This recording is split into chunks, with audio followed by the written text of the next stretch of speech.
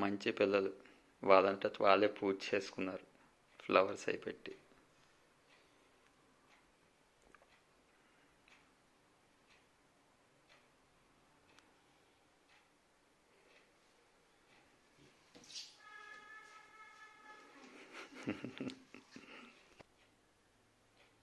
ఆదిత్య హృదయం తతో యుద్ధ పరిశ్రాంతం సమరే చింతయా స్థితం రావణం చామృతో దృష్ట్యా యుద్ధాయ సముపస్థితం దైవతైశ్చ సమాగమ్య ద్రష్టుమభ్యాగతోరణం ఉపగమ్య ప్రవిద్రాణం అగస్త్యో భగవాన్ ఋషి రామ రామ మహాబాహో శృణుగిహ్యం సనాతనం येन सर्वानरीन् वत्स समरे विजयिष्यसि आदित्युहृदयं पुण्यं सर्वशत्रुविनाशनं जयावहं जपे नित्यम् अक्षयं परमं शुभं सर्वमङ्गलमाङ्गल्यं सर्वपापप्रणाशनं चिन्ताशोकप्रशमनम् आयुर्वर्धनमुत्तमम्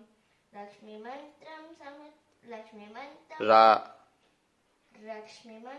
समुद्यन्तं देवासुरनमस्कृतं पूजयिष्वा विवस्वन्तं भास्करं भुवनेश्वरं सर्वदेवात्मको हेश तेजस्वी रश्मिभावनः एष ब्रह्मासुरगणा लोकां पाति कपस्तिभिः एष ब्रह्माश्च विष्णुश्च शिवस्कन्दप्रजापतिः महेन्द्रो दनदः कालो यमः सोमो यपाम्पतिः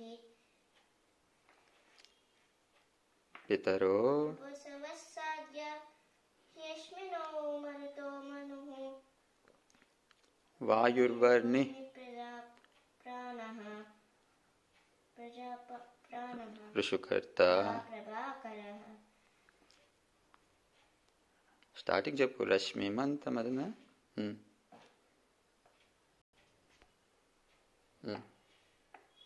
ఆదిత్య సవితా సూర్య ఖగః పూషా గభస్తిమాన్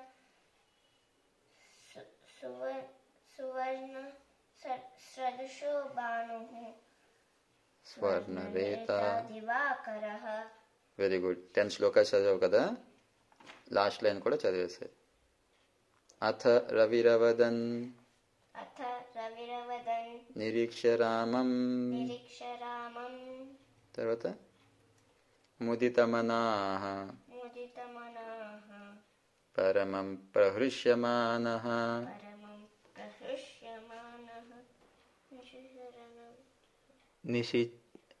నిశిచరపతి సంక్షయం విదిత్వా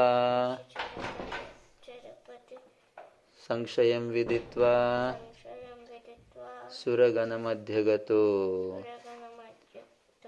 వచస్త్వరేతి. ఇది ఆదిత్య హృదయం సంపూర్ణం.